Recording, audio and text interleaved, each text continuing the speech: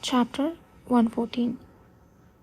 A piece of the ancient dragon's heart, the dust of an ancient fairy, top-grade eucalractium. Yudhid didn't know much about the components of magic tools or the like, but he did know that the three ingredients Thias mentioned were all incredibly rare and valuable. Given the rarity of these items, it was reasonable that Thias couldn't procure them on his own and had to request help from Gishir. Are those the only three items? For now, yes. Understood. I'll pass this on to the commander. Also, you might need more magic stones for setting up the defensive formation. I will mention that as well. At Yudhir's words, Thias' pupil, Alec wore an expression of gratitude. Oh, thank you for considering that too. The truth is, we are running low on magic stones. If you find anything lacking, please let me or Kana know. Was there any contact from the Pearl Tower? We are fine. They still think we are in the Imperial Palace. Even if they find out we are here, given the Master's character, it won't be a major issue. Alec, you are unusually talkative today. At his master's pointed words, Alec stiffened his shoulders. So, that means the other mages from the Pearl Tower are not as interested in the study of the Redstone as Thias Yulman. It was fortunate Emperor Kelusa had given them only a month to investigate the Redstones, and several days had already passed. There was no time to delay. Any potential distractions had to be completely ruled out. Still, I must ensure their safety. Yudhid decided he needed to caution them about the dangers of the stone through Kana as well, to prevent any accidents from mages mishandling the Redstone. With this thought, he exited the underground. Of the 7 walls existing in the capital, the first and second walls were the territory of the Imperial Palace. As such, the area accessible to ordinary people truly started from the third wall. However, even prestigious noble families often resided beyond the fourth wall. Entering within the third wall was not an easy task. Of course, the main house of the Apeto dukedom, one of the most traditional and prestigious families maintained from the beginning of the empire, was naturally located within the third wall. Among all the beautiful buildings erected within the third wall, it was the most sacred and graceful. However, that day it was filled with a precarious atmosphere, as if one was treading on a thin ice. The reason was simple. Lenore Shan Apeto, the second son, known for his exceptionally cold nature, was in a very foul mood. There is no one at the stronghold, not even any trace of them left behind, object or sign. Did they think that I would grant them more time because of such a shoddy report? Of course not, sir. The servant knelt before Lenore, shivering in fear. He didn't need to look up to feel the icy anger pouring down from above. Unlike the first son, Ashes, who, bearing the title of heir, didn't need to conceal himself with trivial matters, the second son, Lenore, handled many practical affairs. If he wanted to increase his chances, even by a small margin, of suppressing Ashes in the Duke of Apeto's eyes, his only way was to produce good results in his tasks without making mistakes. Hence, Lenore had been most focused on supporting research related to the Awakeners these days. Since the first prince didn't express much interest in this field, Lenore saw it as an excellent opportunity to yield results. For research, the consistent supply of Awakeners to be used as subjects was the utmost importance, and the Eastern base, which had done this job most competently until now, had suddenly lost contact a few days ago. Lenore sent nearby subordinates to investigate, but the only reports that returned conveyed meaningless information. The base was already emptied out, with no clue as to where its inhabitants had gone. There were only two pieces of information that could be obtained for him. One, the oath of the Eastern Base warden kept at the headquarters had been stained in red, indicating he had failed to keep the secret and had likely died. And the other, an unfathomable rumor that a gigantic column of fire had suddenly risen and disappeared around the time the contract with the Eastern Base was cut off. Fire. The last report from the Eastern Base said they had captured an awakener from the cavalry. His ability was fire, if I remember correctly. There were many things Lenore had wished to investigate upon bringing the cavalry's awakener here, but everything had gone into disarray with the disappearance of the base itself. Considering that Duke Peleta, the cavalry commander, had been silent up until now, it seemed doubtful whether the Eastern Base had really captured a member of the cavalry. The fact that secrets about the ongoing research at Apeto had been leaked was nothing short of an emergency. There must have been a colossal incident there, and yet it was unbelievable that nothing remained at the scene.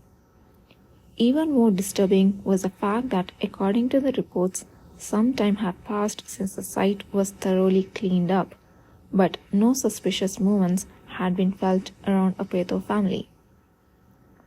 If only someone who caused this mess had threatened us, it would have been easier to deal with. The fact that Lenore couldn't identify who leaked the secret was extremely unsettling. If Duke Apeto found out about this, not only would he immediately take back all the tasks he had entrusted to Lenore, but he would also send Lenore far away without hesitation. The fact that everything disappeared without a trace means that either the others there planned to kill the warden and run away, or they were caught somewhere without even having time to escape. What about the possibility that the Diarca family noticed something and took action? The Diarca family was most likely suspect for causing this incident. The East was originally their territory, and if they found an intruder, they would have certainly not let them live. It wouldn't be surprising if they figured out that Apeto was involved in the process. But if that was the case, they wouldn't have remained silent till now. If they had that good information, they would either show signs of starting research like us or give us some hint. The possibility is indeed plausible. The servant, who had no clue about Lenore's thoughts, simply stammered and wrung his hands. The investigators said that the youngest prince of the Diarca family happened to be training the night squad nearby a few days ago. Then, is there not a possibility that our people came across them during their training? If you are talking about the Diarca's youngest, do you mean Keol the Diarca? Upon mentioning Keol's name, Lenore's expression scrunched up, failing to conceal his disdain. Of all people, that fool who thinks he became an imperial knight because of his superior skills is not very capable. If he were smart enough to carry out such a bold action without leaving a trace, he would have already earned at least one favor from the Diarca family.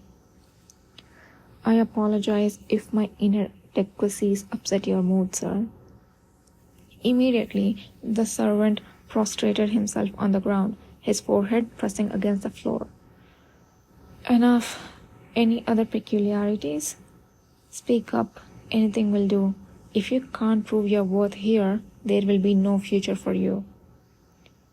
At the chilling threat, the servant trembled and desperately tried to recall the information he had exchanged while in contact with the eastern base.